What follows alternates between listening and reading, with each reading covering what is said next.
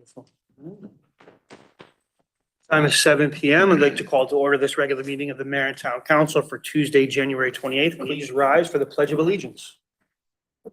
I pledge allegiance to the flag of the United States of America and to the republic for which it stands, one nation, under God, indivisible, with liberty and justice for all. Hey, can we have a roll call, please? Here. Counselor Gonzalez. Here. Counselor Manky. Here. Counselor Nagel. Here. Counselor Page. Here. Counselor Ford. Here. Mayor Rada. Here. Yaku. Here. Mayor Tristan. Here. All right, move along to approval of the agenda. Any changes anyone saw or needs to make to the agenda? I move approval. Second. Motion made by Councilor Mankey, seconded by Deputy Mayor Rada. Any discussion on approval of the agenda? Seeing none, all those in favor? Aye. Any opposed or abstained? Motion carries unanimously. All right. Moving along to presentations. We have a very interesting and special presentation today from our zoning enforcement officer. Eric Hinckley is going to give us an update on our annual blight situation. The man of the hour.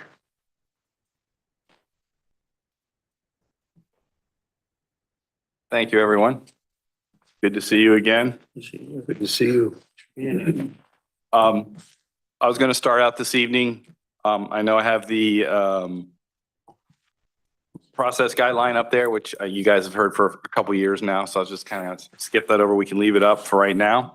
And then I'll just kind of go through some items that we took care of this year. In 2024, we had a court order remediation at a property where I had to coordinate with getting a dumpster delivered, getting it filled up, hiring a contractor to fill it. That took a few hours to take care of in June or July, but that was done. Ultimately, it was $1,239. And the Human Services Department was able to chip in $1,000 for the property owner, and they paid the balance. So the lien was filed, and then the lien was filed, the release of lien as well. So that property has been taken care of. So that was a good win. Another property, we had to mow grass. So I was able to utilize the Parks Department to do that after hours. And it was truly a hayfield. It was about 3 feet high on a residential lot. So they were there, got that taken care of. The conservator of the property was unaware of the issue, but once he found out, he went ahead and paid that. So we didn't even have to file the lien on that one. So that one worked out well as well. Currently, I am in court with 2 open cases. They kind of overlap zoning and blight, but they're blight. We do have some hard deadlines coming up for one of the cases. So hopefully we can move forward with that and take some action at some point in the future, depending on what the judge allows us to do. But there will be some inspections going on probably in the next week or so. Actually opened 98 blight cases last year in town and closed 87. There were a number of other cases that, as the calls come in, as you know, we've kind of discussed in the past. Certain things aren't necessarily blight, so they may get referred to zoning. They may get referred to the Parks Department. They may get referred to the Sanitation Department. The big one lately is when people drag their furniture to the curb and leave it. Once that stuff is off private property, there's not a whole lot I can do. It's in the public right away. So typically I'll let the Sanitation Department know. They'll send them a letter saying it has to get picked up, and they'll follow whatever course of action they can do with that. Parks Department gets involved when people abut parks or other abandoned right-of-ways that are overgrown. And I let Parks Department know, and they usually take care of whatever they can do. I know this came up last year. There were 82 properties that had notices of foreclosure filed on the land records here. Those are the ones that filed it, not all do. So, and this is helpful when I have to go after some properties because they're supposed to have a local contact that I can reach out to manage the property. Typically, it's not a local contact. I gotta call some call center in Colorado and hopefully get somebody out in a month. But most of the time it gets taken care of. those are the highlights. Again, the process is a process. Do the council members have any questions or concerns they'd like to discuss? For questions, I do have one actually. I was curious about, could you explain what in our current like blight ordinance, if there's anything in there that addresses like illegal activity on property? Yep, we do have that. Illegal activity, which. So, yeah, understood. So the way that it reads is, it is attracting illegal activity as documented in police department records. Okay. So how do we quantify that? Because there's nothing here that says, oh, after they have 5 calls from the police department, you can send them a citation. It's kind of one of those things that if this is something that the town would want to enforce on a particular property, I think it's going to take a lot of effort. Attorneys are going to have to be involved, maybe even looking again at the regulations to tweak them, tighten them if needed. I would also recommend that our attorney look through some existing case law to see how this has gone in the past with some other towns. Have they had success? What were their means and methods? Those types of things, you know, because we don't want to go down a road that we're going to spend a lot of money and ultimately like lose because, Right, you know, we don't want to do an illegal taking per se. right. Thank you. Councilor Gonzalez? Hi, thank you for your report. I was just wondering, 82 homes in Newington that had a registration of foreclosure, and I was wondering, how that compares to towns similar to us, Rocky Hill or Weathersfield. I honestly have not checked the records for them. It just takes, you know, takes some effort to do that. So I don't know. I think last year we had around 60 last year in Newington. But last year I did not include the condo units and this year I did. Okay, So that could be the disparity, maybe about the same. okay, thank you. Councilor Floyd? Thank you, Mayor. Hi, Eric. How are you? Good, Matt, and Thanks for yourself? being here. I'm well. Just 2 very brief questions. I'll just say them and you can answer them both. The first one was with regards to the blight case where the defendant is subject to these deadlines, the January 31st and the January 28th.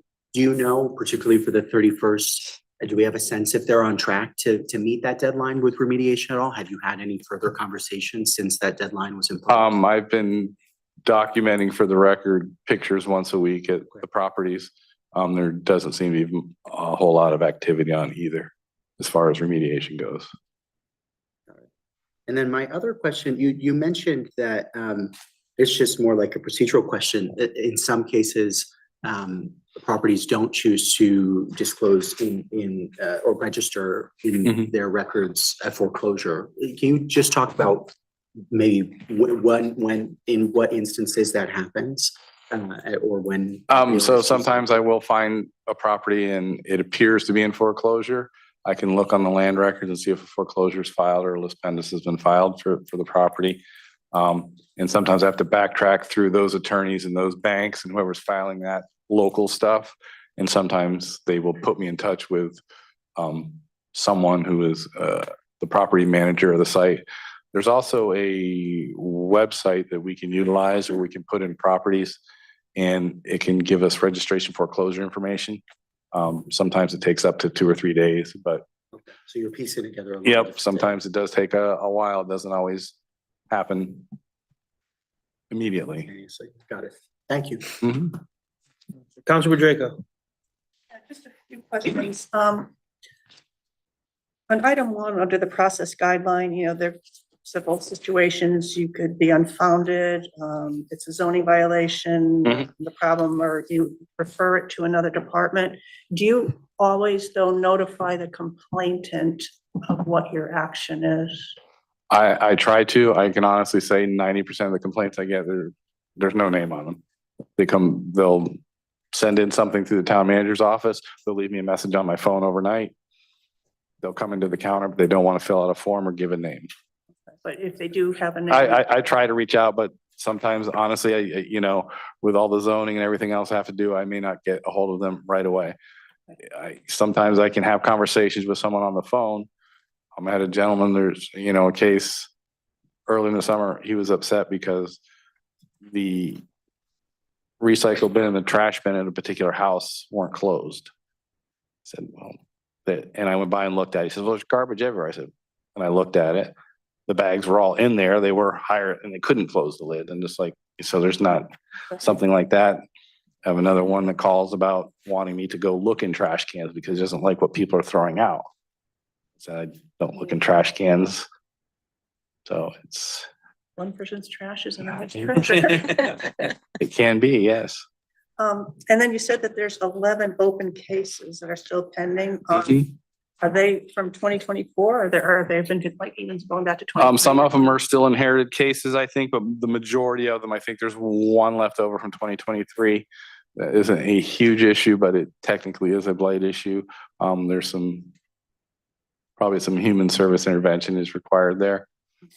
On They're that all particular, in process. they're all typically, yes, and sometimes it's a matter of people just take much longer, or they'll clean up one thing and think they're good, and it's like I got to keep on them. That's like, okay, we started. You're making progress. We need a little more so I can clear it.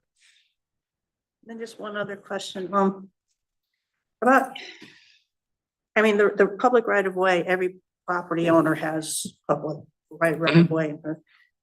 So anytime anybody like throws something out, if they put it right up onto the curb, it's like, not my problem anymore? It's not my problem. It's on public property. So how I can't, because I've had cases where people said, well, I didn't put that there. Somebody dumped it there in the night. Whether it happened or not, I don't know. But there's, once it's on public, my purview ends at the property line. Anything on the property. Like I had a case last year where somebody had a mattress leaning against their house. That's fine. I went after them and it got moved. But if they bring that mattress down to the curb and throw it there. And they But- would say. But I would also argue that it would be dumping or littering. So if there was any kind of ring camera documenting that somebody did something, then it could be a police matter as opposed to a blight matter. So there's maybe other ways of getting at it, Ways of Yeah. making the property owner responsible. or the dumper or whoever. Yeah. Okay, thank you. Deputy Mayor Rada? Hi, Eric. Hi, Cam. How are you? I'm well. How are you? Good. Just one question, clarification, partly for me and partly for anybody else that might be listening. Blight, it's tomato, tomato, potato, potato, what one person might consider, and I'm sure you get these calls every day. Can you just, in general, talk to us a little bit about blight versus what we're calling a zoning violation, a sanitary problem? Okay. I mean, How, I know sometimes there's probably a fine line, but how do you distinguish? yeah. And some things do cross over. Like you have abandoned vehicles and cars on the blight. It's also a zoning issue. So, those kind of overlap, and I can choose to go, both ways on them, or I can, depending. If we have, trash and junk piled up outside of a house, and I don't, there's a couple of situations where there's neighbors, a gentleman rolls up a piece of carpet. He leaves it by the house because he doesn't want to take it down to the curb until he's supposed to. Right. Well, neighbor calls, so he's got carpet rolled up outside his house. It's like, okay, it's one piece of carpet, so I monitor it, and typically it goes away. If it doesn't, then I talk to the property owner and they do what they need to do. Because I can always also, anything gets referred to sanitation, they can check and see if it's on the schedule for pickup before they even send a letter. So the ones I send over there, they'll say, oh, that one's scheduled for 2 weeks. Great, fine. I mean, it shouldn't be out there, but at least we know it's scheduled for pickup. So that happens. Typically, grass is a big one. Always starts in May. And the rule is a foot high. I've cut my lawn twice and my neighbor hasn't cut his yet. But there's no mow May. No mow right? May. Right, and I have not really bothered anybody in May about it. If I get, no, seriously, if I get complaints, I follow up, but it's, and I understand that. And yeah, I respect that. So, and again, it's a lot of times it's the level of maintenance is, someone does XYZ and they're very diligent and their neighbor is like, I do it every 2 or 3 weeks. It's like, and if you see on the list that I sent you, the highlighted properties, those were basically unfounded, the complaint, and I went out there and there's really no zoning issue or blight issue. it was determined either the grass didn't meet the requirement on some of those or whatever. Get a list. Oh, we did not? Okay, unless it's, I'll make sure that that gets sent out to you first thing in the morning. I thought that was in your packet. Sorry. So anyway, the list of, it was the open blight cases and their status for the year. And the ones that are highlighted were just closed because, you know, there was no issue or was a zoning issue or something else. Is that enough information? That's or- plenty of information. Thank you so much. Okay. Councilor Mankey. Yeah, just a quick couple questions. I assume there's a season for blight, and blight's probably from May till October for the most part. Typically, yeah, once the grass pops, that's usually the big thing for a couple of months, but that'll stay pretty steady. There are still some stuff that happens over the winter, Okay.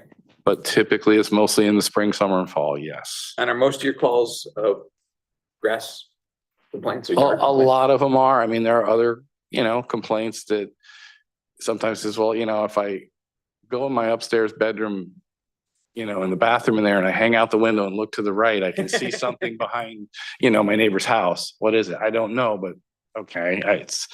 So these are the things that, you know, cause I don't go into people's houses to go hang out their window and look to see what they see.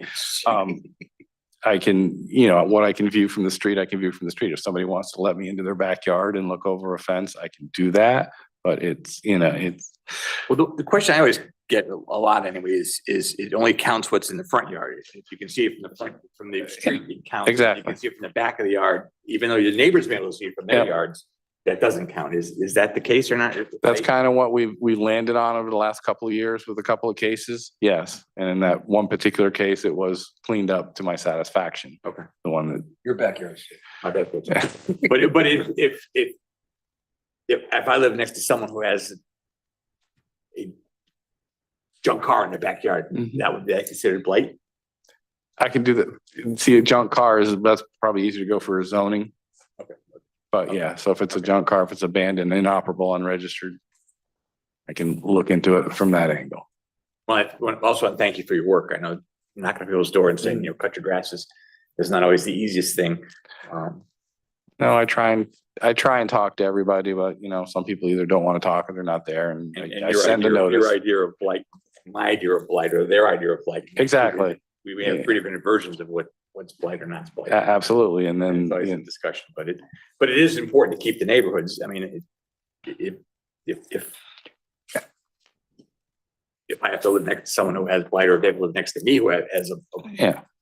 yard, you know, grass up to here, that's not fair to them either. Right, and I have had cases where I have to actually, if it looks, you know, always check with the police department as well to make sure that there's no issues. There's a couple of properties I've been told do not approach, only with an officer. So those, you know, I have to deal with those as well. Thank you for your efforts. Councilor Nagel. Thank you, Mayor. I've been on and off when we had a blight committee, so I know about blight and I know it's not as simple as one would think. And as you said, they're seasonal. But I'll concentrate on one specific area that we keep getting, at least I keep getting periodically questions about. And that has to do with vehicles. There's you may have mentioned at the beginning of the meeting, but I didn't quite, your presentation, and maybe not have quite got it. On Maple Hill, there's a certain house that has a large backyard. And my understanding that it has gone to court and has gone to court, whatever. You know, what is the status of that? Does it fall under blight, or just to clarify once again for me, is it going somewhere else, or what's happening with that? Because that's been going on, God, for maybe 10 years. Yes, so yes, we are in court. The deadline is January 31st for that property owner to remove all vehicles from both of his properties. And I'm going to be inspecting next week.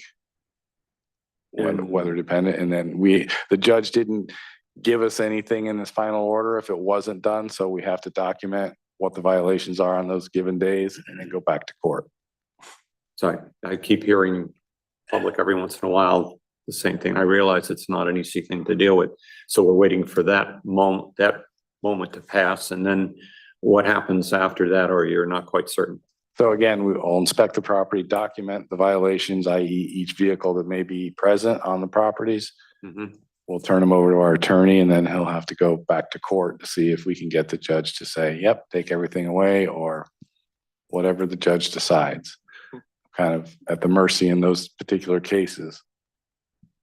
On a smaller scale with vehicles, especially commercial vehicles that are parked in front yards, is that considered blight or is that something to be? No, it's not blight. By zoning regulation, you are allowed to have a number of commercial vehicles on your property as long as they're parked properly. Okay, good. I get just need yeah. a clarification about that. I had a problem with a neighbor that, and I talked to Jonathan about it but it got cleared up immediately about a large cab for a truck that suddenly showed up in the front yard and was just there for months and months. And once I took in the pictures, I was going to give them to you to see if it was blight or not. I happened to look out before I pressed the button to think they were removing the cab. So whoever did a good job, fine, or whatever. Yeah. So anyway, that's why I'm a little overly concerned about that, but the other stuff is very important as well. I do commend you on the job that you do, and I know it's a difficult one, and it's one that's never ending depending upon the season. It is never ending, yes. Thank you. Job security. Councilman Yeah. Maggie. Just quick, Yeah. in your experience of going to court, does the courts usually side with private property owners as opposed to the town? I think they like to see that the town has given them every opportunity to meet deadlines, to make some progress, and their preferences.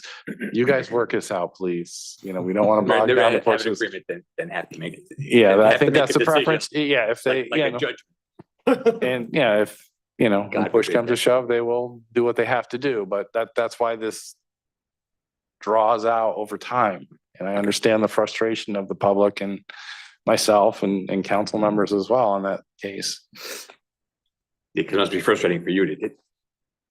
Especially when somebody Take gets pictures, and extensions and everything else, it's like, okay. Can get no place. Thank you. Mhm.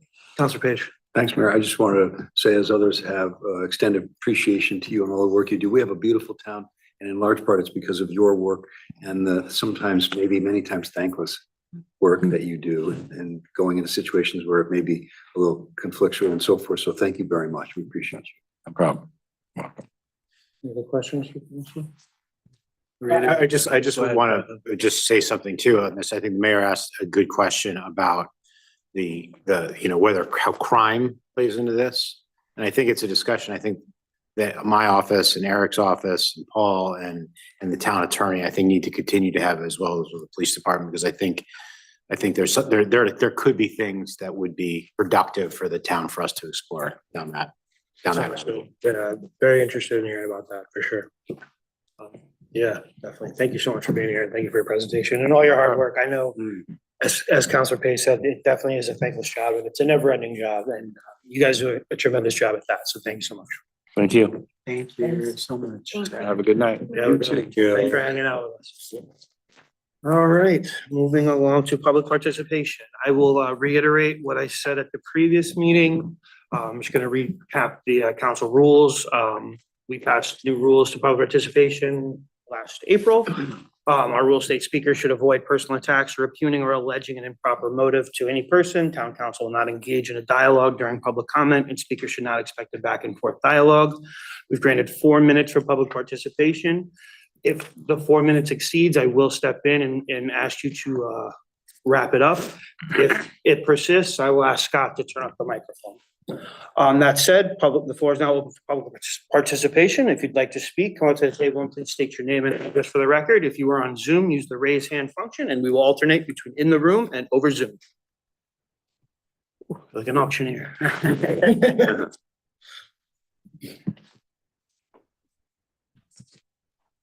Good evening, everyone. Nice to see some suits and ties. Bill McCarthy, 206 Churchill Drive. Lots of stuff going on today that I don't even want to talk about. But the thing that I'm concerned about is public participation in the process. I think I've mentioned this before in the past. I'm adamant I use Facebook a lot. I try to keep in touch with things. I go to different news stations, news outlets, and try to keep on top of everything that's going on. I let you guys know when I see something that I don't really necessarily like too much. I want people to participate. You know, that we're starting up the pool committee again in a couple of days.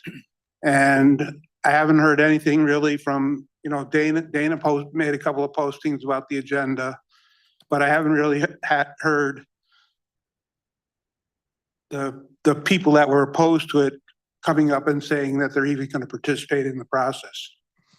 I would hope that people come to the meeting, and I hope they participate. And the other half of that equation is, I don't really know. I know last year we were talking about the CIP and stuff like that, about how much money was actually available for certain expenditures.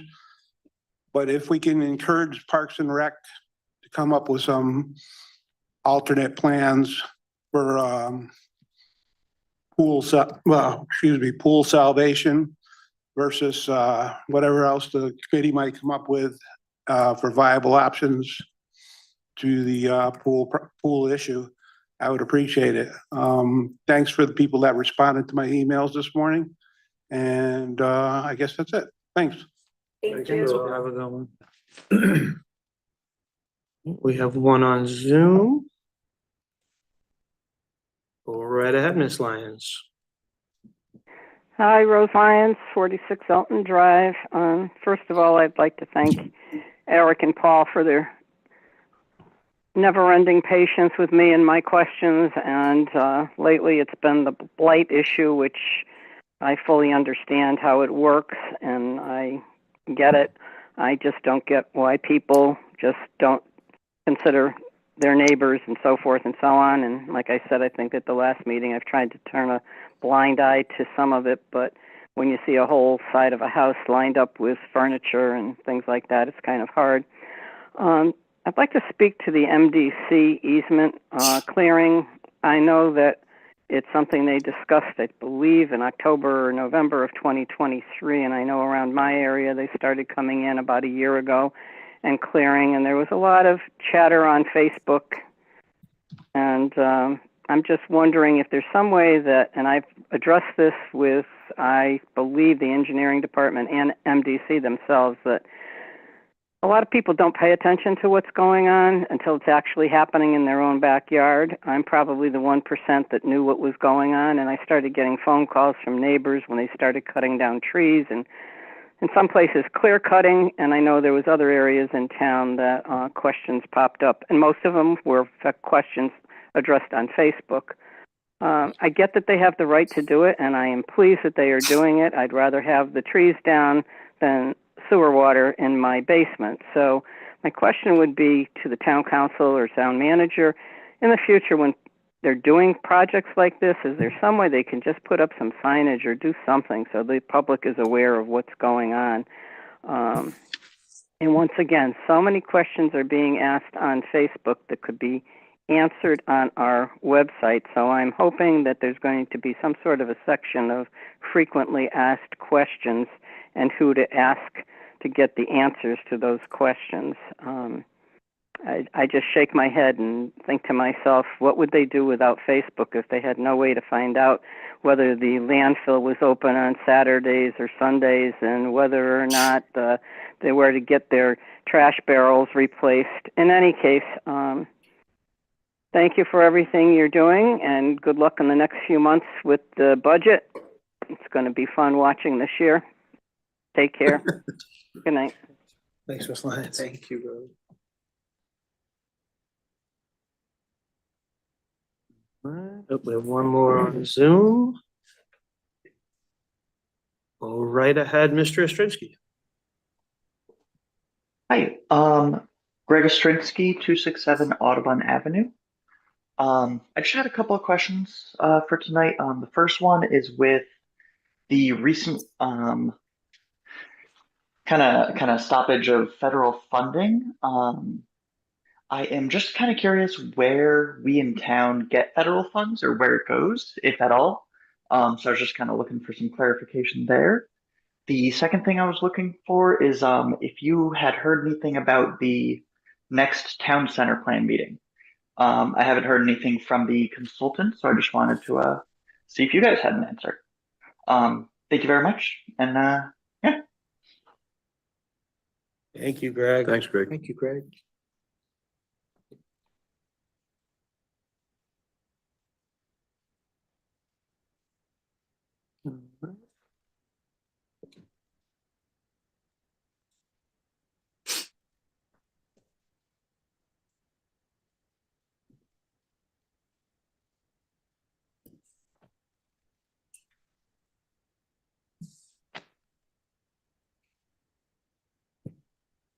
Bob Tallard, 32 Edmund Street.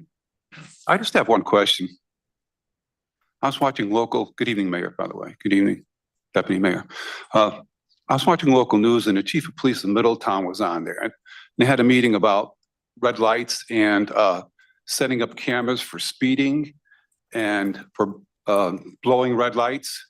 And that's what they were talking about. And it was very interesting. And because they have a serious problem in Middletown, I'm just wondering where we stand here in Newington. We don't want to, because let's face it, some people in this town drive through the town like they're Mario Andretti. Let's be realistic. And somebody's going to lose their 5-year-old if we don't do something about this. And what they proposed was, I think, like $50 for the first one and $75 going forward after that on speeding and red lights. Just today I was counting 3 people blew red lights in Newington. And I'm not talking about just at the time of the light change. I'm talking about after it passed through. You could start counting 1, 2 or something, and then you go through it. So I just see a tragedy coming down the road if we don't really step this up and make people start setting up cameras or something, because the police can't be everywhere. Let's face it, that's the possibility, but you can certainly invest money in the safety of our children and just our citizens and putting forward cameras and stopping these people from blowing red lights and speeding. And because the chief of police also, they have cameras for people who are speeding and they just send you a ticket. And that's great. A little wake up call. You get a notice in the mail from the town or city, a $50 fine and for speeding. And that's all I have to say. Thank you, Mayor. Thank you for your time. Thank you, Mr. Tallard. Anybody else in the room or over Zoom that would like to speak in public participation? Seeing none. Don't believe we had any email correspondence. No email correspondence. All right, we will move on to remarks by counselors on public participation. I will actually address one. Mr. Strinsky brought up questions about federal funding freeze. I understand, I believe, town manager gave us an update on that in his report. To Mr. Towler's comments, about the safety cameras, it's something that we are in agreement on. It's something we want to investigate and move forward on, and we're looking into it, working on our PD with our PD on that. All righty, Councilor Tiniakis. Yeah, I just wanted to say hello, hi everyone. But I wanted to say, yeah, the full committee is meeting in a couple of days on Thursday. So anyone who's watching, anyone here, please come by. It's going to be in this room. Your participation is critical. We want to hear from the public so we can figure out something that works for everybody in the town. And then, yeah, I was going to address all of that, but John got it. So that's all I got. Councilor Mackey. I just, to Ms. Lyons' report, comments, I think I recall I got a notice about the MDC clearing the right of way about 1.5 years ago, I think, unless I'm mistaken. It was at my mother's house, which is on an MDC right of ways, and I think I probably just looked at it, threw it away because it was my mother's house. Who paid attention to that? But I did remember getting something, so I think they tried to send something out, and maybe everybody didn't get it, or they just like me got it and just tossed it. But I think they tried to. But it would be helpful if they put up some signs like, we're now clearing this section tomorrow, or this week, or in the next month or so. People would not be surprised when they did make those changes. Thank you, Tim. Deputy Mayor Rada. Yeah, this actually, it's pretty close to what Councilor Mankey was saying in response to Ms. Lyons. I remember being at a meeting with the MDC here in Town Hall was less than a year ago. And I don't think I'm mistaken when they were saying that they were going to be notifying folks whose properties they were going on in order to do the cutting. And maybe even posting signs. I don't know, Mr. Altshuler, do you know anything about that? No, I obviously it was understand before people's my time. concerns. I would say though that we just got notice about upcoming Eversource needing to do some vegetation management and we're gonna actually calendar that for when they do it and send out a notice to residents saying, hey, heads up, this is coming your way if you weren't already notified about it. So as a rule of thumb, what I'd like to do when we get those things is do a kind of belt and suspenders approach to notification of, the utility will follow their own protocols for getting the word out, but we should probably send out a message as well so people aren't, doing what we can to make sure people aren't caught unaware. I didn't know about the MDC one, but moving forward, I think we can address that. Thank you. Councilor Page. Thanks, Mayor. Just in response to, because pretty much everyone has been responded to so far, but Mr. Ostrinsky asking about federal funds, and I know there'll possibly be more discussion about that tonight, and probably a lot more in upcoming meetings. I for one, with all that seems to be coming out of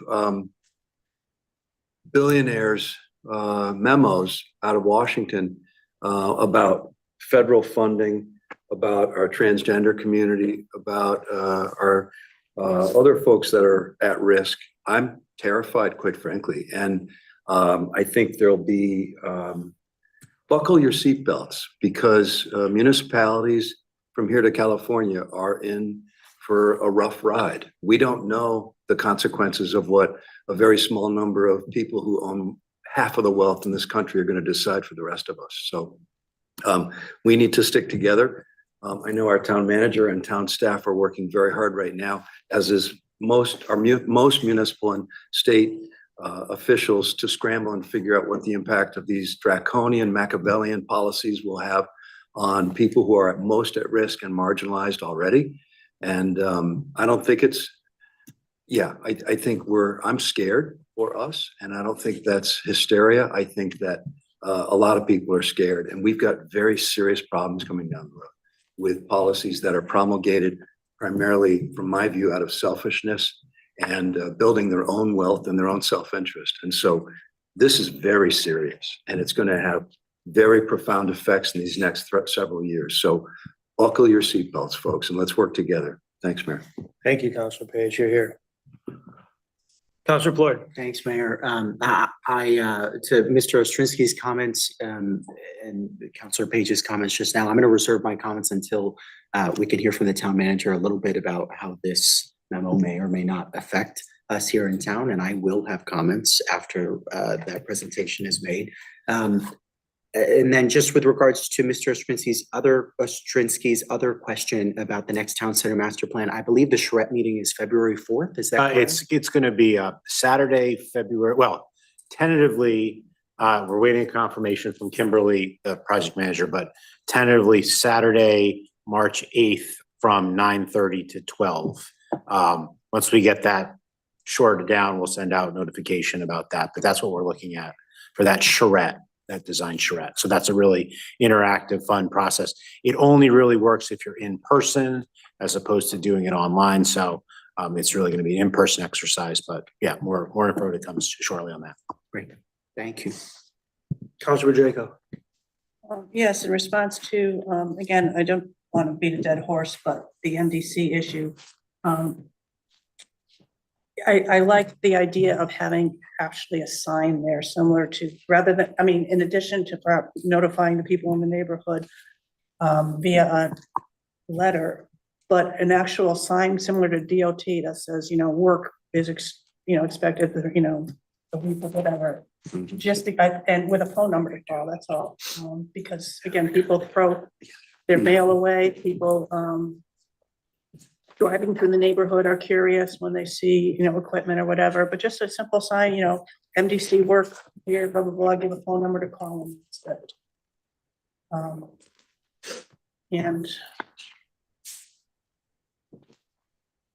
No, I'm not gonna respond to other things. Oh, thank you. Thank you, Councilman Draco. Yeah, I do agree, but I want to touch back on the MDC issue. I wonder if we can look into that further. I mean, if it's, maybe the town could take it a step further if we know, because maybe we can notify or put up signage. I'm trying to add more work to you, Paul. I'm trying to promise, but just if they, because I think I hear what Ultimately, people it's are saying. MDC's job to notify. And so Right. what I would do is reach out to MD, because we don't know, are they gonna be here or there on any given day? Sure. But they know that. Right. So I can certainly reach out to the executive director and say, hey, can we do this as a courtesy? It's not to post properties in addition to, additional, obviously sending a letter. That's a no brainer. I'll happily do that. Thank you. All righty. Moving along to consideration of old business. Item A, 2025-2026 budget schedule. And I would ask, Councilor Tiniakis, would you please read that resolution? Sure. Resolved that the Newington Town Council pursuant to section 805 of the Newington Town Charter will hold 2 public hearings on the proposed budget for fiscal year 2025 to 2026. These public hearings will be held at 6 p.m. in the town hall unless otherwise indicated as follows. Tuesday, March 11th, 2025. Tuesday, April 8th, 2025. Second. Motion made by Councilor Tiniakis, seconded by Councilor Floyd. Any discussion on this? Councilor Page? My only disappointment is I think the St. Patty's Day Parade is the 15th of March. Uh-oh. I know, we've had fun. We might have to amend it. But I guess we gotta do what we gotta do. We could have some green beer here, we said. After the meeting. After the meeting. After the meeting, we can do it. Meeting first, then. We had a motion by Councilor Tiniakis, seconded by Councilor Floyd. All those in favor? Aye. Any opposed or abstention? Motion carries unanimously. All right, moving on to our next item is item B, 2024-2025 mid-year transfers. Councilor Page, would you please read that resolution? Absolutely, thanks, Mayor. Resolved that the Newington Town Council hereby transfers the above certified funds to the following accounts in the general fund. Account number 110, Town Council, $5,500. Account number 160, Town Attorney, $35,000. Account 180, Personnel, $16,000. Account 232, Fire Department, $90,000. Account 250, Street Lighting, $24,000. Account 280, Hydrants, $600. Account 440, Zoning Board of Appeals, $235. Account 460, Conservation Commission, $1,700. Account 470, Economic Development, $400. Account 810, Parks Administration, $7,000. Second. Motion made by Councilor Page, seconded by Councilor Nagel. Just one point of order, do we need to read the top part, the certification part? Or just the resolution part? I personally think you're fine, but No, I just Yeah. want to make sure. Very good. All right, motion and a second. Any discussion on this? Seeing none, all those in favor? Aye. Any opposed or abstained? All right, motion carries unanimously. Councilor Page, will you read the next one related to ARPA transfer? Absolutely. And this is again in reference to Janet Murphy's work, her Right. hard work on all of this. So we thank you, Janet. Thanks, Resolved Janet. that the Newington Town Council hereby transfers the above certified funds to the general fund of the following CIP accounts. Account number 30214-88534, license plate reader for $115,620.74. Account number 30170885333, cot system, $5,180. Account 32500-88142, PS equipment reserve for $22,351.44. Account 31110-88308, highway and parks garage, $263,050. Account 30235-88535, fire museum heating and security, $8,283. Account 31110-88804, town hall drainage line, $50,000. Account 30310-88434, Camp Ave resurfacing, $165,000. Account 30310888234 drainage projects, $865,150. Account 30197888820 town fiber optics broadband, $1,500,000. Account 30831888811 pool, park and playground, $4,850. And account 325007032 transfer from general fund to CIP, $65,037.84. Motion by Counselor Page, seconded by Counselor Floyd. Any further discussion on this? Seeing none, all those in favor? Aye. Any opposed or abstentions? All right, motion carries unanimously. Moving along to item D, introduce cultural district commission ordinance and set a public hearing date. And I would ask Deputy Mayor Rada to please read the introduction and resolution. I will do that. Thank you. I hereby introduce for the town council's consideration the proposed ordinance amendment to chapter 8 boards, committees, commissions, and bureaus to add a new article 13, Newington Cultural District Commission, a copy of which has been filed with the clerk of council. Resolved that the Newington Town Council hereby schedules a public hearing on February 11th, 2025 at 6:30 p.m. to consider the proposed ordinance amendment to chapter 8 boards, committees, commissions, and bureaus to add article 13, Newington Cultural District Commission, a copy of which is attached to this resolution. Second. Motion made by Deputy Mayor Rada, seconded by Counselor Floyd. Any discussion on this? Counselor Page. I just want to thank Counselor Badreko, Counselor Rada, Counselor Floyd, and others who participated, but certainly started years ago, it seems, and worked nights and weekends and Friday nights. and Friday nights. Friday nights. And this, We have Paul and Jim Jim as Lake also well. here. Friday nights. and this is an example of a bipartisan effort and people coming together for the larger good of the town. And hopefully, not hopefully, this will have, from what I've learned, positive impacts on every level economically and for the arts. And as you all have pointed out, and for our culture and all the wonderful assets in Newington. Thank you so much for all your hard work. It's really profound. Thank you. Thank you. Thank you. Agreed. Counselor Floyd. I just want to echo Counselor Page's points and in particular, thank all our voluntold staff member who from the start has been really a tremendous Amazing. asset to this group and it has guided us in moments when, you know, we weren't particularly certain how we were going to move forward and really righted the ship. So we appreciate all the hard work that you've put in to assisting us with this project. Thank you. I will echo what has been said. I mean, incredibly, thank you to Paul and incredible job of you guys. Matt, particularly Matt, I know the work you did on the map couldn't have taken a little bit of time. So, and I know we get paid a lot here, so, but it was a really, it's a marvelous effort. And I'm, like, as I said, I'm super psyched that we're at this point. Deputy Mayor Rada, go right ahead. Just want to echo what's been said in the past and said tonight that this really is a grassroots effort. And, we do have a few folks, we have Jim Lake who is from the Historical Society. Yeah, I'm brain dead tonight. You have come up with resolutions both for historic properties, for support of the cultural district, has made all those Friday evening and every other meeting, and has, comes out to support the efforts, and everybody else who's not here tonight, but you know who you are and we know who you are. It's exciting. And it also, I don't want to minimize the real positive economic impact it will have on the town, that, we're looking to bring in more people, to bring in revenue, to bring in artists and other entities, individuals who can really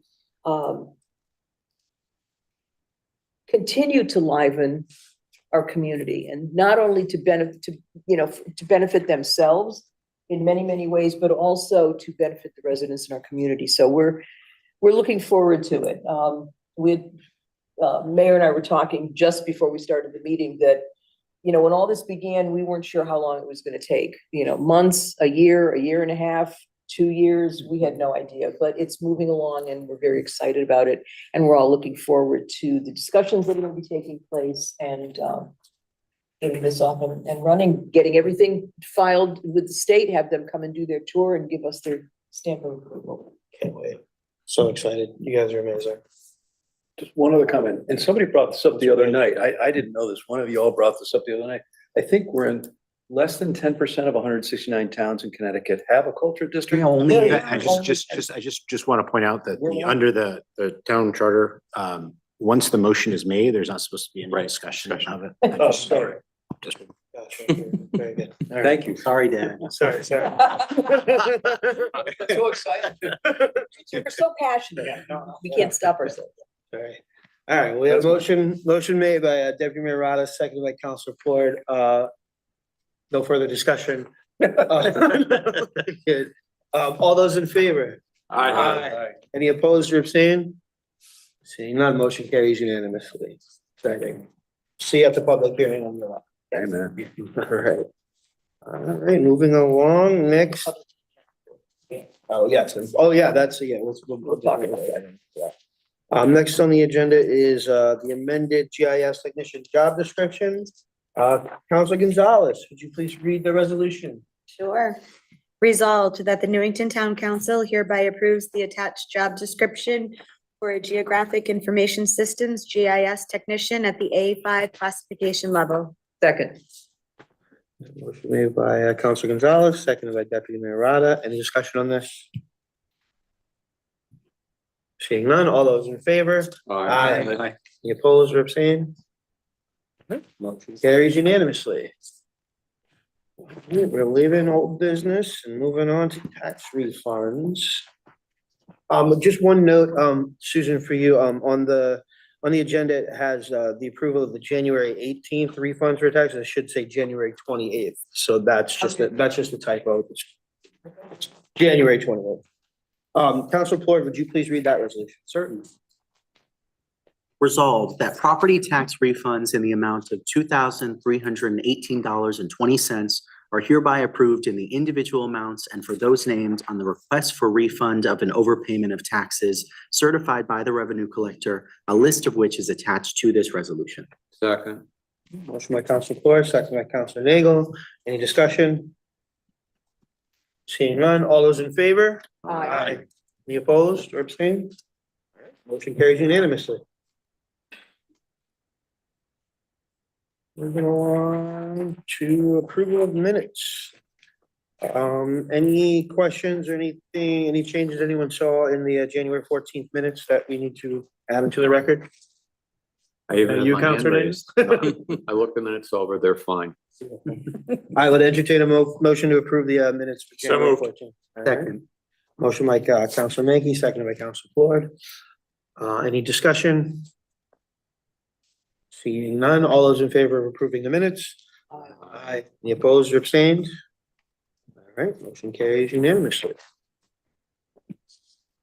Next on the agenda is resignations and appointments. We have one resignation.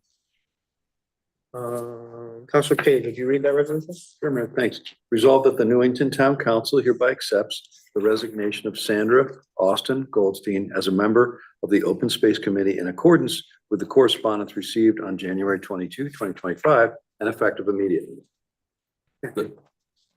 Motion by Councilor Page, seconded by Councilor Ford. Any discussion on the resignation? Councilor Draco. I just want to thank Ms. Austin for her work on this open space committee, but as well as she did an awful lot of work on other projects that came up in town. Did significant research and was very passionate about this. And the only reason that she's resigning is she is moving out of town. But she certainly has been consistently a champion of open space and does her homework. I just want to thank her for her work on this. Amen. Councilor Ford. Thank you, Mayor. I just wanted to second Councilor Bedreiko's points. The loss of Sandy in this community is a tremendous loss because of her breadth of volunteer work over a very long period of time in town, her dedication, as you put, Counselor Petracca, the research that she's done to understand these issues so that she can be an effective community advocate. We've said on many occasions before, we ought to do more than, just accept the resignation. And I hope we can do this more often for our volunteer members of those boards and commissions, because Sandy's one that's done a lot of work. Counselor Nagel. Yes, I also like to express my appreciation for all the work Sandy has done, not only in the areas that have been mentioned here just previously by other counselors, but also over several different years in many different capacities, some that this council may know and some that are not, all for the benefit of the town.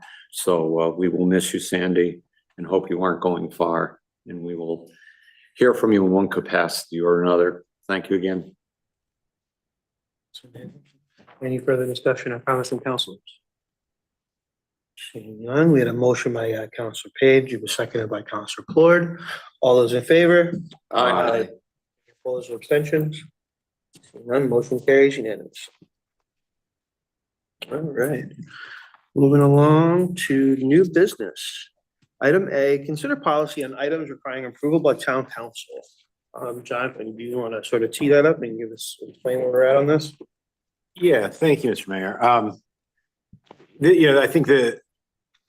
think Counselor Plord asked a question about why, at the last meeting, about why can't the manager, just sort of sign off on job descriptions. And, that's actually something that's in the town charter. As I sort of get more familiar with this position, I get more familiar with the town charter. It's the second time I've referenced it tonight. So clearly I'm starting to do my homework around that.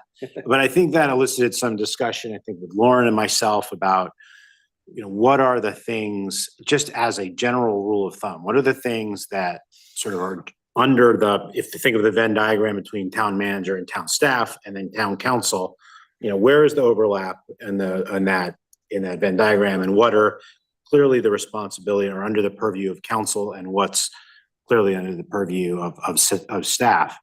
And I thought it would be good just as an exercise, an academic exercise, if nothing else, for the town council rules of procedure subcommittee to sort of think through some of these things. What are the things that you guys would like to be deliberating on? And what are the things that are sort of delegated to me? And it's almost like sort of really a benefit to me as much as anybody, as I sort of get familiar in this role. Things like authorizing the issuance of RFPs or bids. Should that go through council of saying, hey, we're going to put out an RFP for fill in the blank, please review it. Are we hitting all the right notes before we put it out in the street? And on the flip side, before we award a contract, is that something that council should actually formally authorize? I don't know that there's one size fits all answer to this, because you have to weigh, anytime you're going through old business and then new business, and all that deliberation is going to add a month to the process. In a lot of cases, you don't have the luxury of waiting a month for a decision. If we could do this for grant applications, I think that would also help kind of centralize the process. I think right now we have department heads applying for grants all over the place.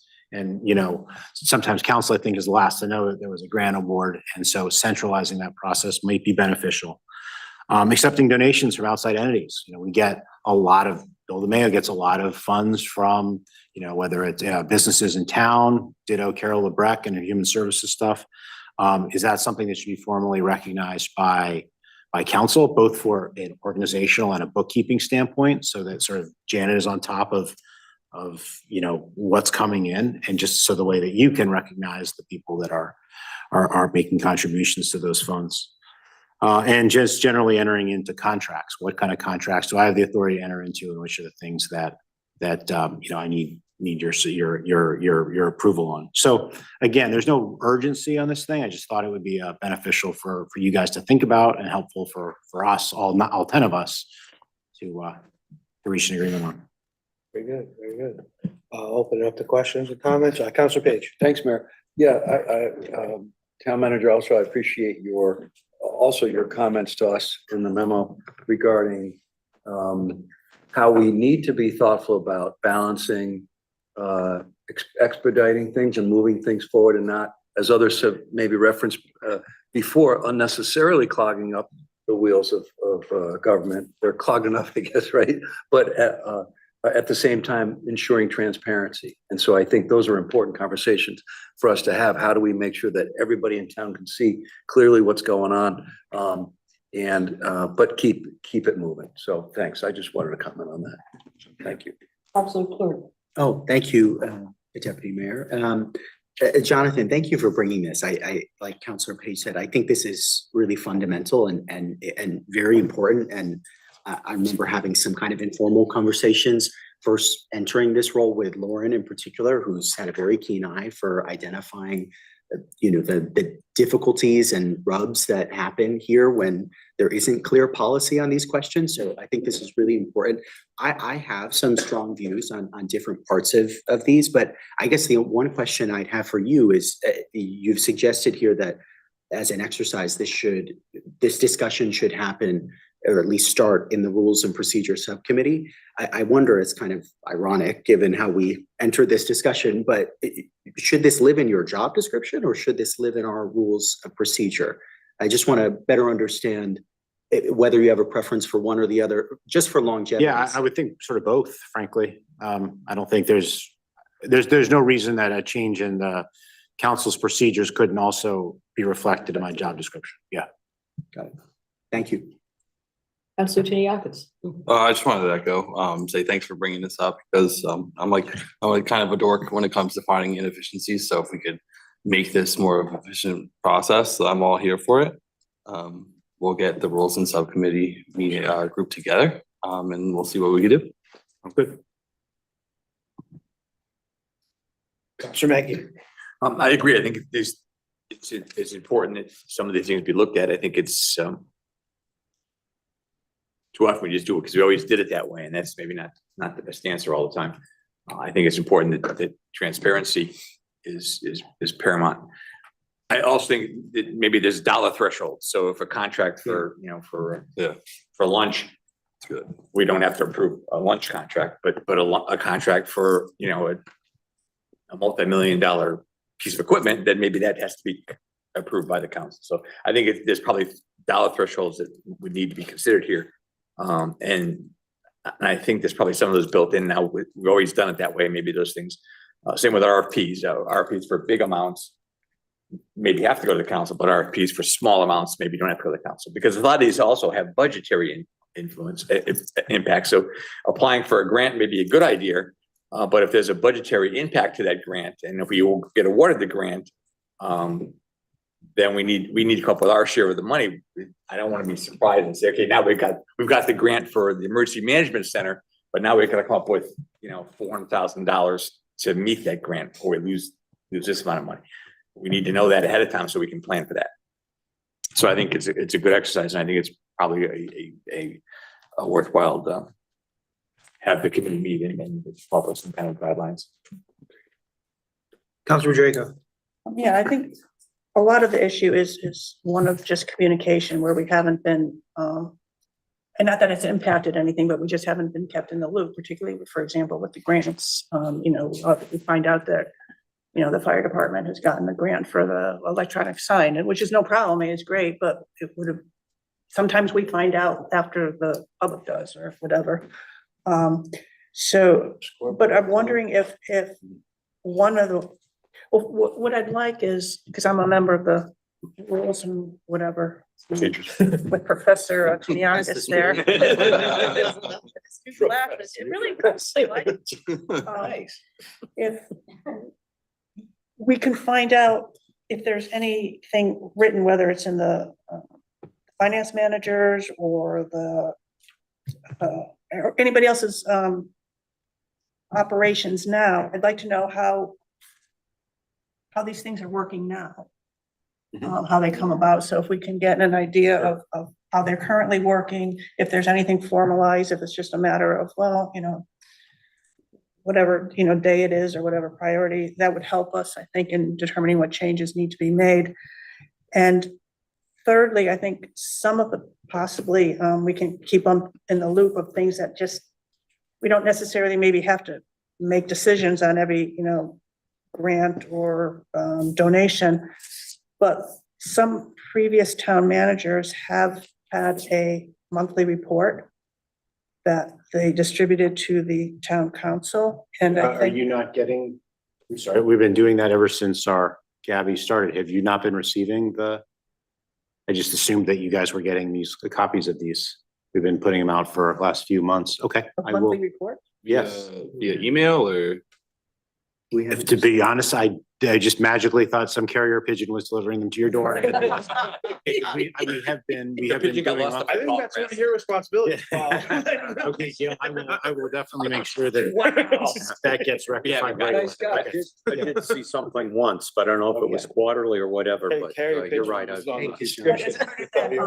of your monthly report, there can be like an ongoing list of, current outstanding grants, outstanding donations or whatever, and just updated. Okay. Okay, thank you. Thank you. I appreciate what's been stated tonight. I don't know if I can make an official charge to the rules and stuff subcommittee, but I would like you guys to take a look at this and see, how we can improve our process and be more efficient ultimately. I think that's government efficiency is a hot topic, and I think if we can get involved in that would be great. Great, very good. Moving on to item B. Consider new senior librarian 2 job description and amendment to the classification system. Little confusing to me, Jonathan, if you could give us an update on what exactly you're changing here? Absolutely. So there was a request from the union regarding a position within the library. A position is responsible for supervising the circulation desk. That position supervises one full-time person as well as a handful of part-time folks, including some high schoolers. There was concern raised that the job description, that position is classified as a librarian 2, that the position was not explicit. The job description was not explicit in that it had supervisory.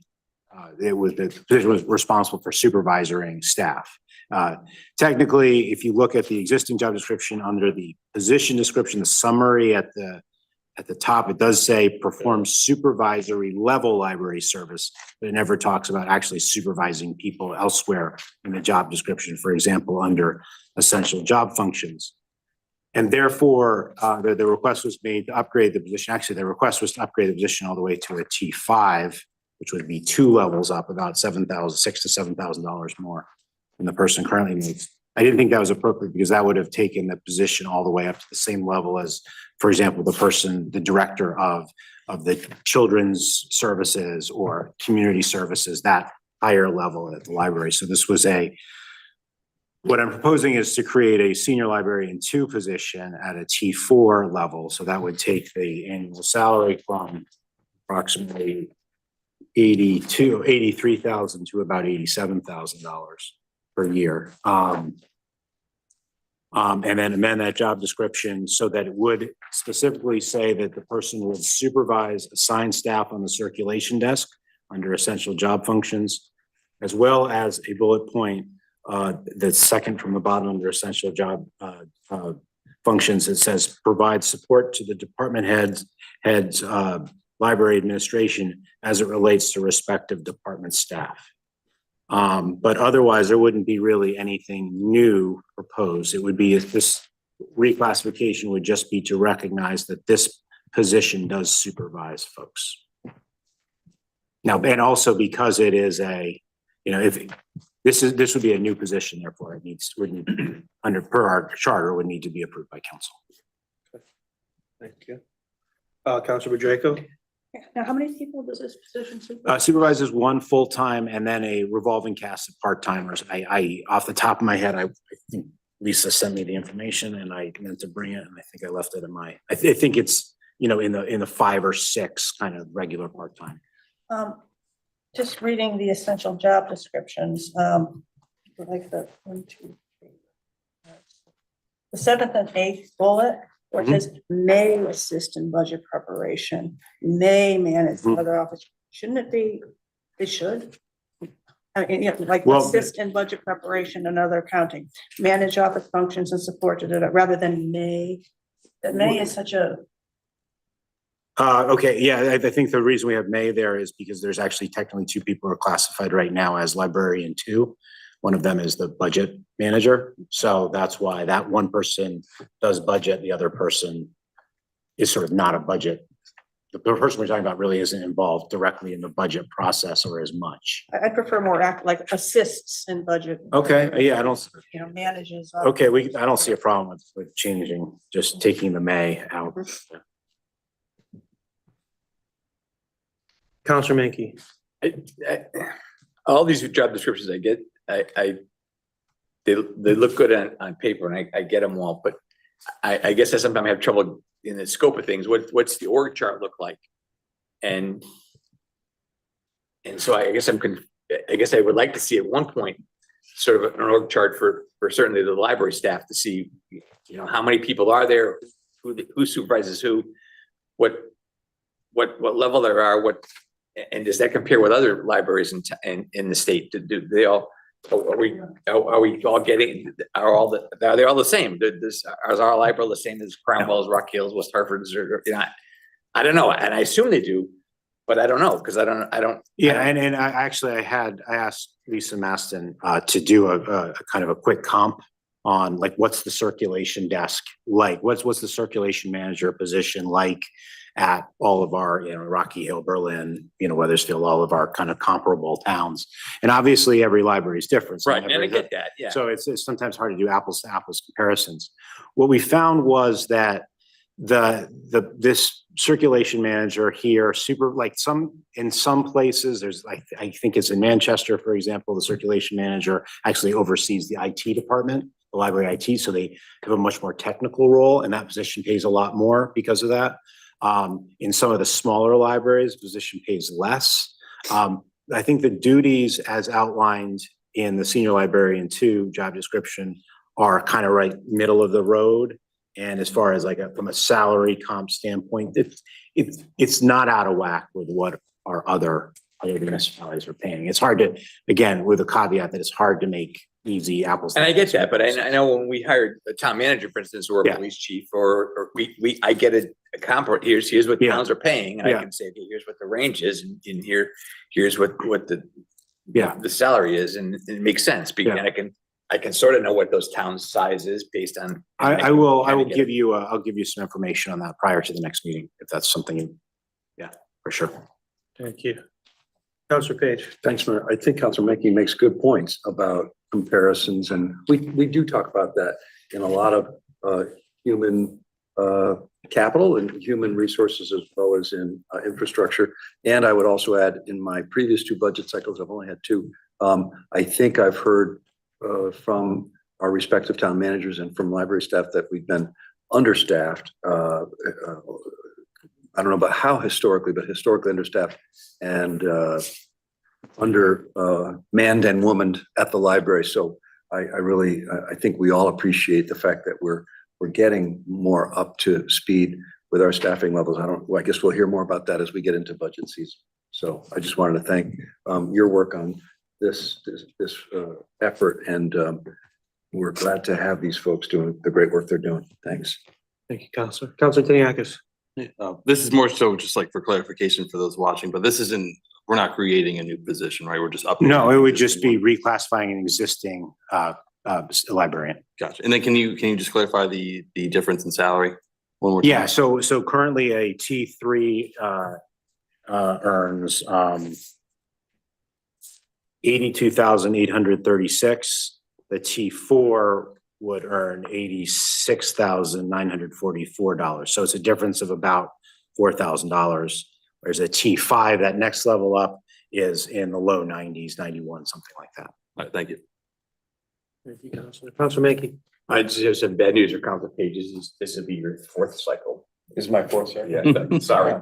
Wow, they go so quick. They go so quick. And I certainly, we don't want to underpay anybody either.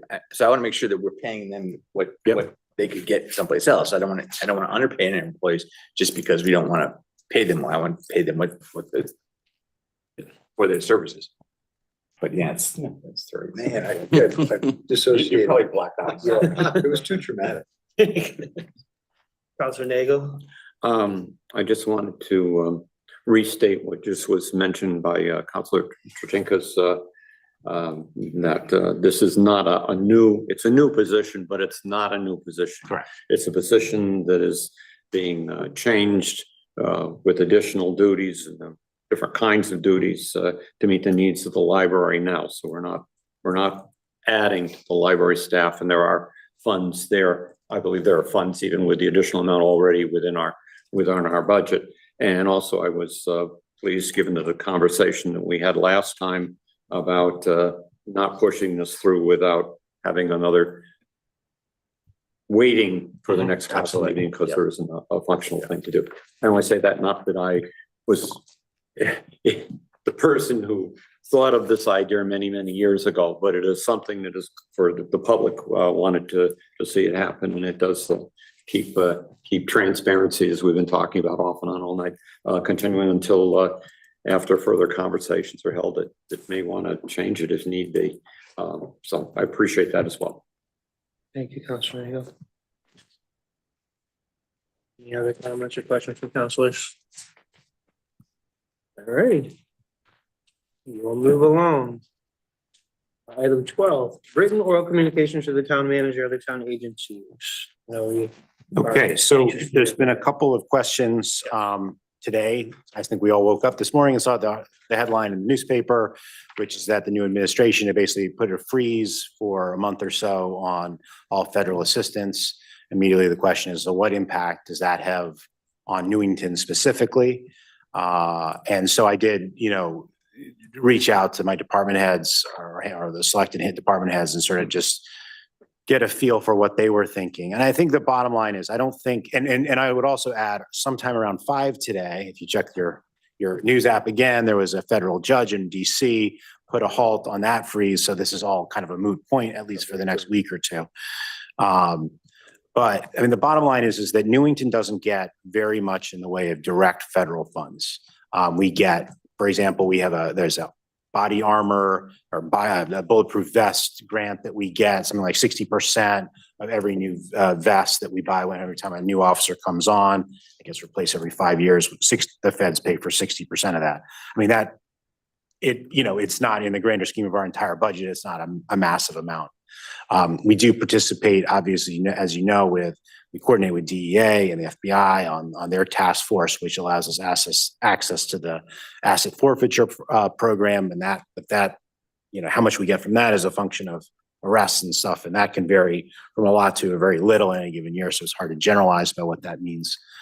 I think one of the concerns I had was about like federal pass-through money that funds state grants. So CDBG money, for example, Paul does this CDBG administration. But for that money, Connecticut already has it, or actually we already have it in our coffers. So we're just drawing from money that's already been appropriated to us. So that wouldn't be at risk. At least it wouldn't be an issue for the next probably couple of years. And then one of the grants in particular that is also a pass-through that is a larger dollar amount is the emergency management grant that we got for OFI, for the new EOC. According to my discussions with Lauren, that money, I mean, it is a pass-through from FEMA that goes to the State Department of Emergency Management, but that money's already been received by the state. So I don't know that there's anything sky is falling about this for us. I don't know what impact it would have on the Board of Ed. That would be another thing. Certainly at the state level, that's a bigger issue too. So, but as far as it affects us specifically, I think it's not a huge deal. A couple of other things moving along. I will say this, Sonia Richmond, our grant writer, is going to come to the next meeting. So I think there will be more guidance about what this means. I'm sure in the next two weeks, and Sonia will be able to kind of address those things. I'd also add too, and I think this is more, I think you guys all know this, but just for the general public listening, and even though it's now been stayed by the judge, it's still the proposed freeze would not affect payments to individuals. So things like Social Security, the SNAP payments, Medicare, student loans, those kind of things, and Pell grants, those would not be affected. It would only be grants to organizations. So, Couple of other things for for people's radars, as I think, Deputy Mayor Rada pointed out on, Tuesday, March 4th at 6 o'clock, right? The PIM? Monday, February. What did I say? February 4th, you said March. I said March, thanks. Sorry, Tuesday, February 4th at 6 PM? 6:30. 6:30 PM. We have the public information meeting about the cultural district. It'll be here, also be on Zoom. Please come out, learn about all that is planned with that. On the following night, on Wednesday, the February 5th at 7 o'clock, there'll be the joint meeting with the Board of Ed in the Helen Nelson Room. And then following up on a point I made earlier, the charrette, the design charrette for the town center study is tentatively scheduled, tentatively wait for an official announcement, but we're hoping to pin it down for Saturday, March 8th at 9:30 in the morning, probably try to get out of there by noon. And then I also point out that the assistant principal at, was it John Wallace? John Wallace, Marco Torillo, was named the state assistant principal of the year. Middle school, okay, so the state assistant middle school principal of the year, and he will be coming to our next meeting for a proclamation. So that's kind of exciting. That's cool. That's all I have. I see there's some questions from counselors. Deputy Mayor Rada. Yes, getting back to federal funding and, the state essentially being a pass-through, something that we've talked a lot about over the past several months is, funding for, Meals on Wheels congregate meals, coming from the feds down through the state and then to the various communities. Any? Well, yeah, certainly. I think I touched base with Jamie briefly. I mean, certainly this development probably doesn't bode well for a resumption of funding for those types of, or an increase in funding for those types of things. I mean, that's just reading the tea leaves.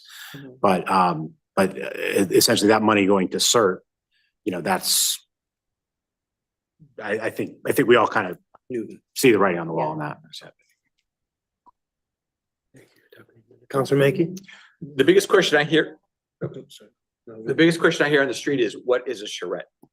So could somebody explain? to Actually, I'm going to public defer to what Paul a charrette is? to define. Just so that people know what they're coming And to. it's a noun. It's all. It's all, I looked it up and I tried to explain it. It's a floor wax and it's a topping. Yeah. There you go. So really, when you look at it, as far as the public meeting goes, there's your typical public information meetings. It's, you know, here's the information, a little bit of discussion. You know, our last meeting, there was an activity associated with it. The charrette is primarily dedicated to, you know, you'd have a small introduction at the start of the meeting, but then you have activities and exercises through the whole process.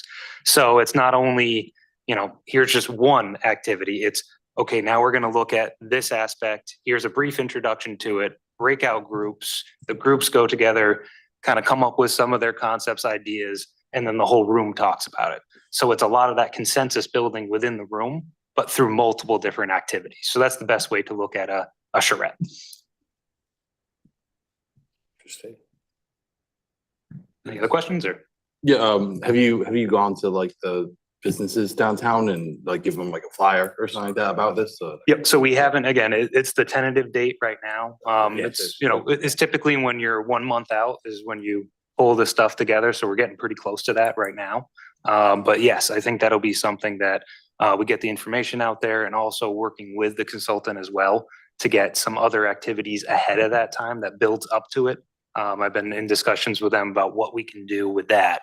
Again, it's to not only advertise it, but to build upon the impact of it. If you have things that are before it, you can kind of roll them into it. And it's really more of a process rather than just a, you know, come out, talk, we'll do this, and then we move on to the next thing. That was my question. How are you going to get the word out to the public? It sounds like that is what the charrette is for the public to come to and give their opinions and thoughts. And how will just the ordinary citizen know, you know, that this is happening if they are not on Facebook or listening to our wonderful meeting? How will somebody know? So there are a lot of, again, we have our traditional outlet methods that we use. Everyone knows Facebook, all the things like that. I think on this case, again, I'll work with Colliers on this and getting flyers for it, going to local businesses, posting it within, community cafe, things like that, talking with the owners and saying, hey, okay, are you okay if I put up this flyer with this QR code or something that'll lead you right to the web page or something as we go forward? So Oh, in that, businesses, like a yes. QR code? Yes. That's a good idea. Yeah, because I- it's more where people are. Yeah, I no, think I've that's been just a heard of concern some- through the We don't know process. This is happening, how are you gonna let us know? So. Thank you. That was your question? Yeah. Oh, okay, very good, okay. Just continuing on that, just about the notification, can you put something, the big signs we have in the center of town? Oh, yeah. Can you put something on that? I mean, it's a community activity. would Yep, I can imagine. look into that and also I'll discuss, and this is off the cuff, so normally I don't like off the cuff too much, but I'll talk to Jonathan too, and perhaps we can talk to the fire department about their sign. Again, they just put in the digital sign as well too. It is for public communications along with the primary for their hiring efforts, but it's there as an I option think for us. being to right in Come the see what center a of charrette town, is. being right in the center of the town, the one by CVS and the one in the center green would be good. Agreed. Councilor Floyd. Thank you, Mayor. I just wanted, I don't have a question about this, so I don't want to keep you, but Well, we have, Anybody other- any There you go. charrette specific. But also what I Yeah, I don't know. So also, thank you for the comments too. And yeah, if you do have more comments about getting the information out there, I'm definitely here to listen to them. Thank you. Thanks for all very your work. much. Really. Councilor Floyd. And I think you may have to come back up for this question, but stay put. The question is, with regards to the first point around federal grants, obviously very serious. Can you help us understand, well, first of all, very pointed question, has the grant that we received for the Cedar Street corridor, that. Oh, the State Has Street that been sprawl. dispersed? Well, no, it has not. So we just, you haven't actually, Federal Highway Administration. yeah. But so that's 80,000. Yeah. So, but I think that's one of the things, I mean, I think that was going to be a slow burn anyways, that it gets, I mean, knock on wood, right? In the grander scheme of things, it doesn't matter if it gets delayed, a disbursement by a month. So those are the things that I think would be an issue though. But that's an $80,000 grant, within the whole context of $130 million budget is, I think that's probably the point I was trying to make. Absolutely. I mean, just to this point, I appreciate your disposition on this, and thankfully, as a town and just as a state, our municipalities and our state government don't take on the burden of a lot of direct social service work. A lot of it goes on to our nonprofits. And so this may not be impacting us as a town, but it is going to impact. There's no question. residents The significantly. community impacts of this are much larger than just Newington. There's no question. Absolutely. And I think, in particular for our schools, I know you mentioned we want to still have a conversation with them. I think this will be a right point of conversation in our joint budget meeting, but school meals and special ed, already major burdens, in our district. Those are things that are really concerning. We've got 36% of our kids on free and reduced lunch in our schools. So if that money is paused, even just pause, not ending, but just pause, that is a significant burden on our schools. So I'm really concerned about this. I was watching the press conference earlier that the governor's office was putting on, and I think the number that the controller put out was $14.3 billion the state of Connecticut receives. We've got a rainy day fund, notoriously, of about $4 billion. And that can only go so far. And so, while this isn't impacting us right now, there are a lot of other grants too. Section 8 vouchers, grants to our local police department and things like that. When those become available, those are things that we apply for and that we want to have access to. So I just hope we can continue to monitor this. Oh, absolutely. Yeah, no, this is the high, I think it goes without saying, I think every municipality in America, right, and woke up this morning, every municipal manager in America woke up this morning, and was like, oh, yeah. And I think that goes to the state level, and the nonprofit community is obviously reeling. I mean, And I think unfortunately, I think there was a little bit of clarity in the middle of the day about some of this, but when the newspapers first reported it, it was, no one knew the answer to any question. And so, of course, we're all kind of scratching our heads and trying to figure out what's going on. So we have the time over the next couple of weeks to understand to figure out what we don't know. And that will be an interesting learning process. Thank you. Thank you, John. AJ, did you have any additional questions for that? Yeah, just because we had a member of the public confused about statements. So when we're talking about Meals on Wheels. Yeah, I'm sorry, ma'am. I did hear you say that. Yeah, and so just so we're clear, it's just to back up. So CRT, what does it stand for? The Community Response Team. Community Response Team, excuse me. They deliver, they do the Meals on Wheels and the congregate lunch programs. And we were notified that they basically did not have the funds to continue to support those services in Newington. Fortunately, the council had taken some ARPA money and allocated that last year or 2 years ago for this very purpose. So fortunately, Jamie at the senior center had kind of 6 months of runway to extend those programs out. I think she'll hit the end of that runway in, I think, the April-May timeframe. We were hoping that the federal government would come and fill that void, increase its funding to CRT, and I think, there would have been no news out of Washington about this. We'd written letters to the Senator Blumenthal, Senator Murphy, and Representative Larson about this.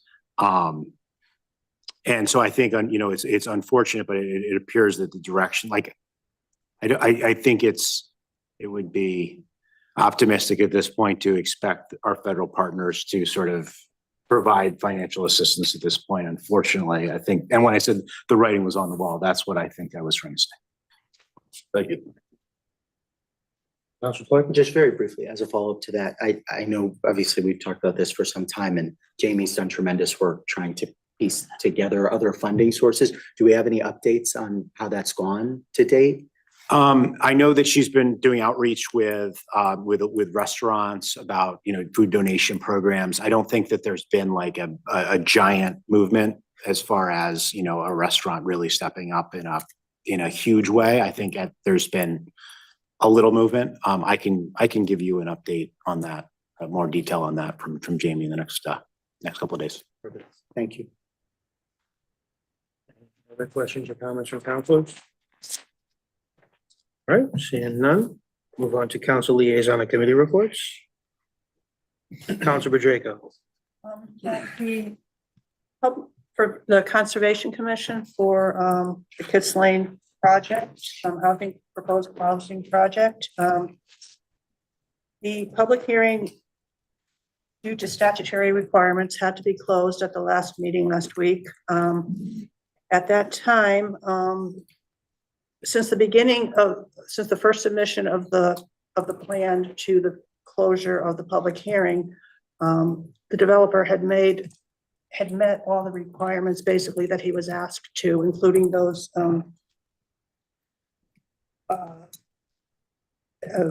that were advised by the soil scientist specialist, the consultant that was hired to review the whole project plan. And there was a reduction in units. There was a redesign of the road going through the development. They reduced the impervious surface by 20%.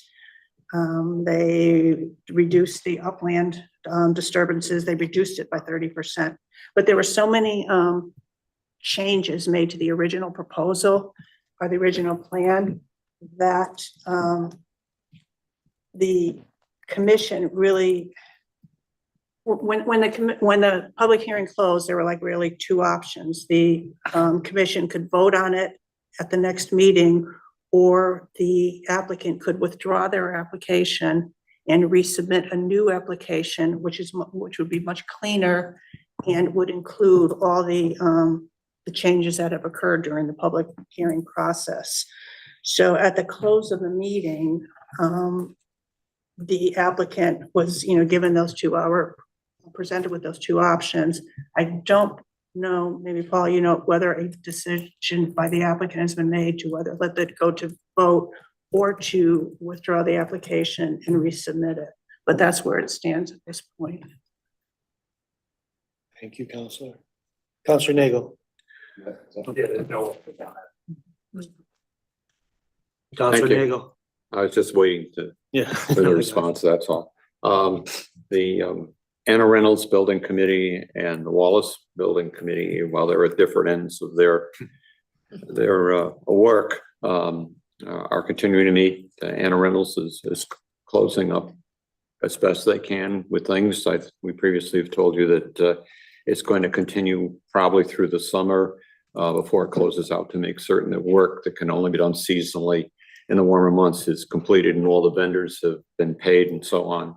The Wallace Committee is at its starting stages, and at the last meeting was reviewing a vendor's look in terms of colors and whatever for the building interiors and whatever, minor things that we don't need to go into detail here, I don't think, at this point. The library renovation committee had another meeting to further refine their presentation that I believe is officially on the docket for February 22nd to present to you of their vision of what they are proposing for what they would like to see the library of the future be. And at that time are also refining to make certain that they have cleared up any questions they might have at that point.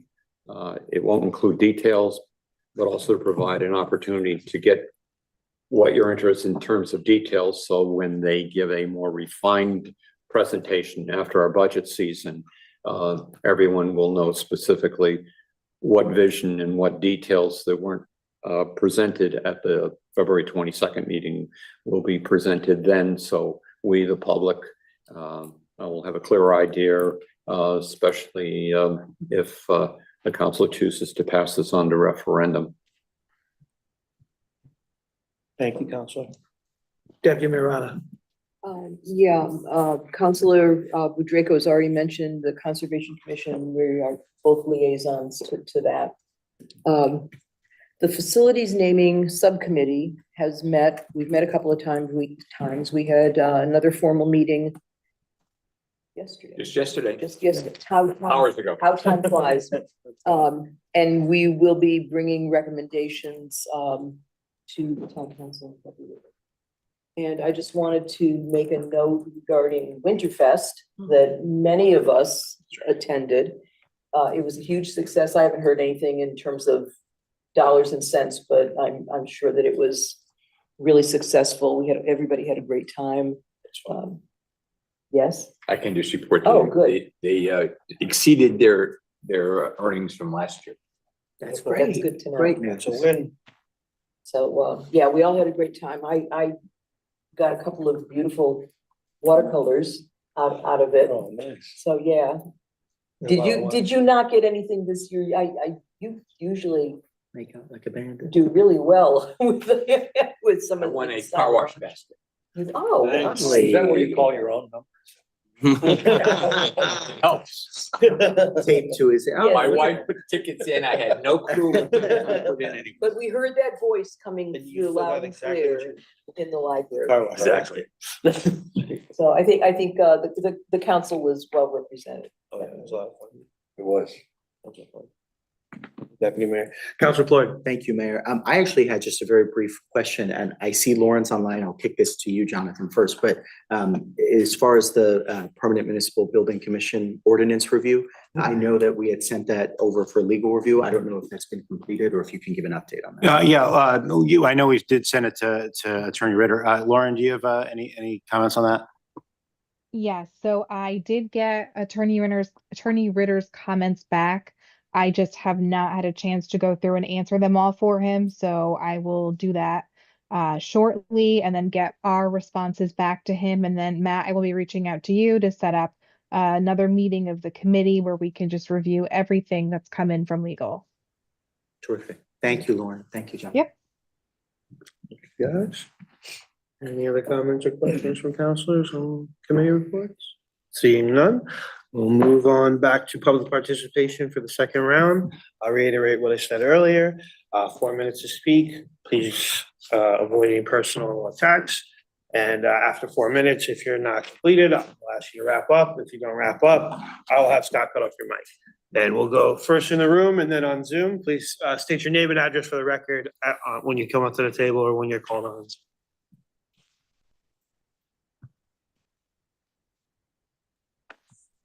Bill McCarthy, 206 Churchill Drive.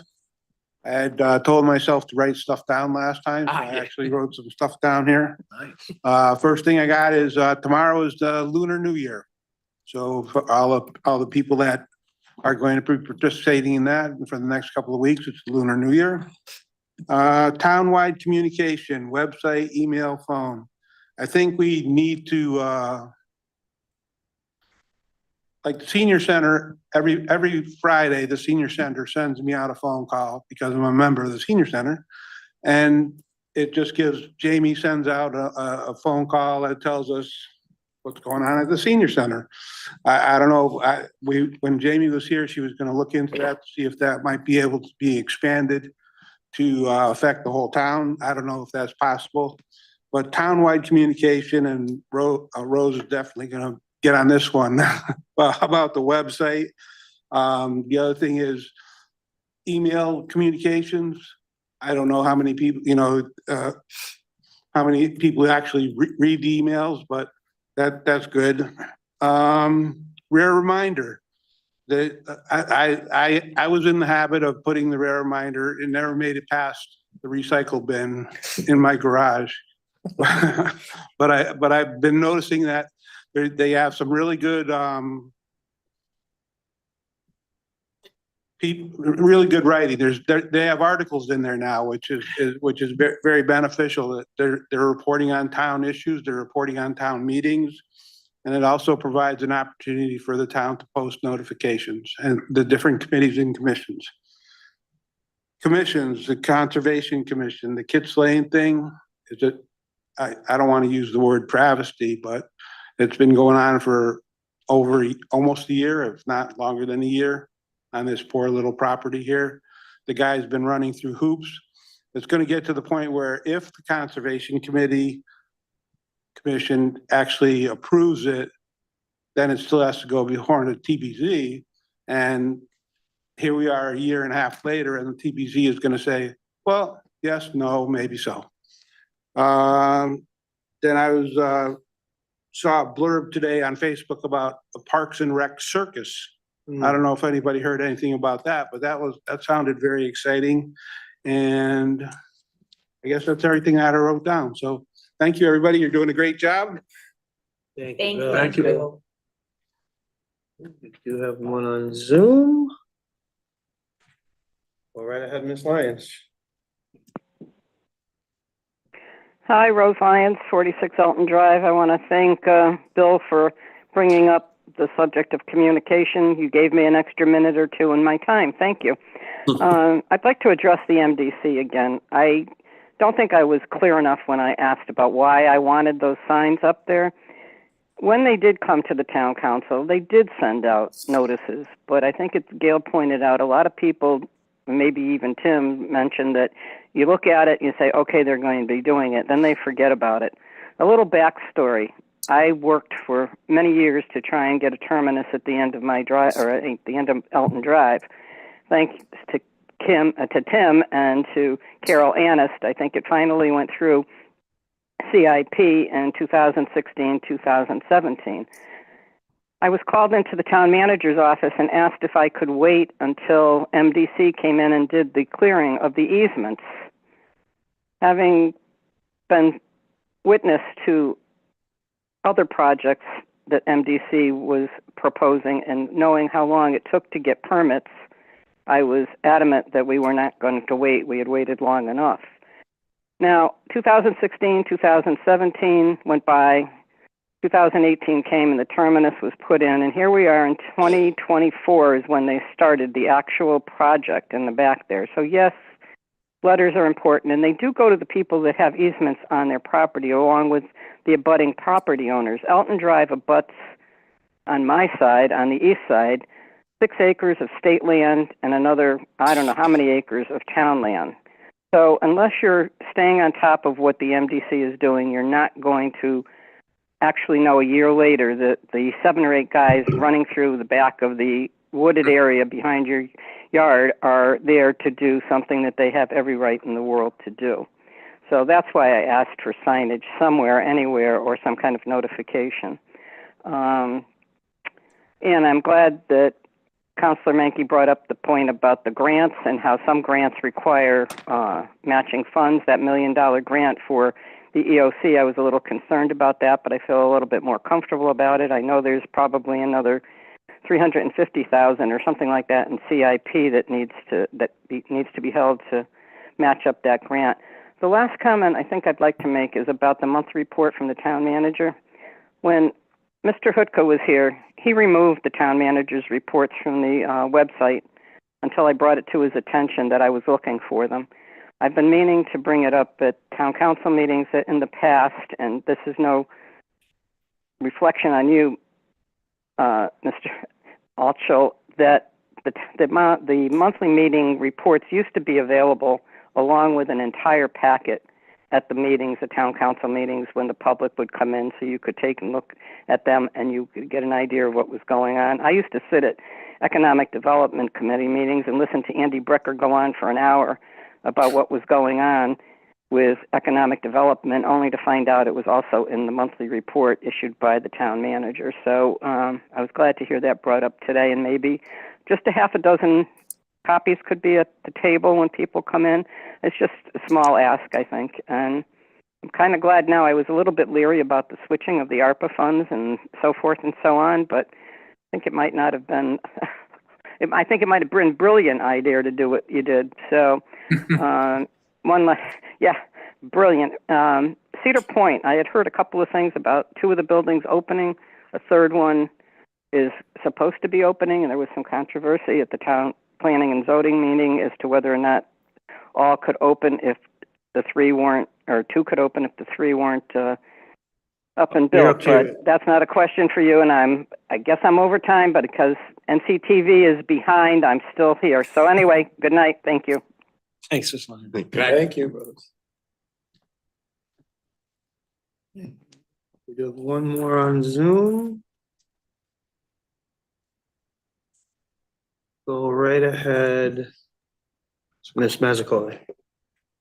Hi, Susan Mazzacoli. Not a resident of Newington anymore. It's actually been 2 years, but I still pay attention to most of your meetings because I am a member of the Newington Senior and Disabled and a regular member. So I like to pay attention. And of course, that issue came up tonight. But the reason I'm calling tonight is I feel a little hesitant about even mentioning it, but I like to normally watch your meetings through YouTube. And the reason why I watch it through YouTube is because I cannot participate. It stops me from calling in. And that's something that I need to pay attention to, not calling in. I'm no longer a resident. But tonight's meeting was listed as September 24th, 2024. Now there's 12 of us watching on YouTube tonight. So obviously 11 people decided to test it out and realized it was tonight's meeting. But that's something I didn't know who to call or what to say about that, but that needs to be looked at. Also, I wanted to, as long as I took the time to call in, which I promise you it won't happen anytime soon, but I wanted to call in and thank Councilor Matt Plord and his organization for their Newington Pride, which is forming their meeting their organization this Saturday, February 8th from 3 to 5 at Goldberger's. And I just wanted to congratulate him and thank him for that process. So thank you. Thank you. Thank you, Ms. Thank you. Mazzacoli. Thank you.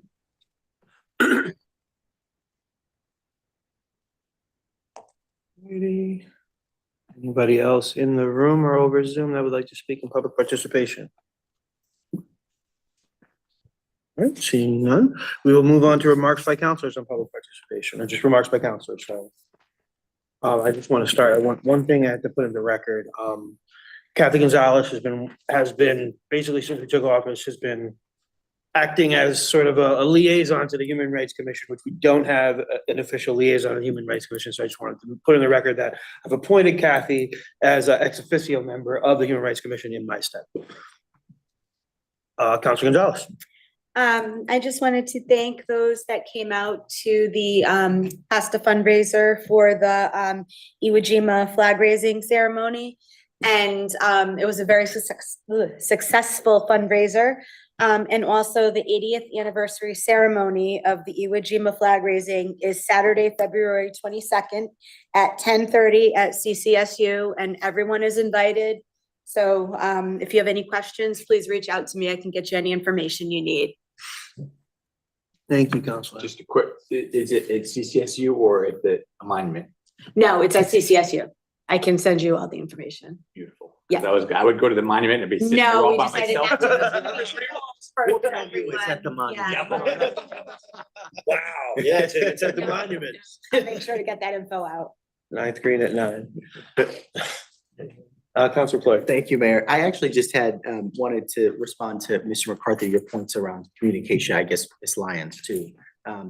I was just for the hell of it, looking the other day on Rocky Hill's town website. I noticed they have an application that they actually allow residents to download. It's not just a web app, it's a downloadable app on the App Store. I think it's called like Rocky Hill Go or something like that. And of course, Rocky Hill can't do anything better than us. So I would love to see if we can explore that, particularly as we're looking at the website. Maybe there's some way that we can do that. Well, is it like report an issue? What's the? Potholes. Yeah, okay. You can Click it, fix it type thing. It involves that. You can Okay. communicate directly with town staff. Sure. There's, I can numbers there. But But I we can know it's look run into through it. Civic Yeah. Plus, which I know is our vendor for the. Yeah, I website. mean, I dealt with in the past, usually it's it's an add-on, it's a budget issue, so, but I can have Charlotte look into that for sure. Can't have Rocky Hill beating us in any races. Definitely.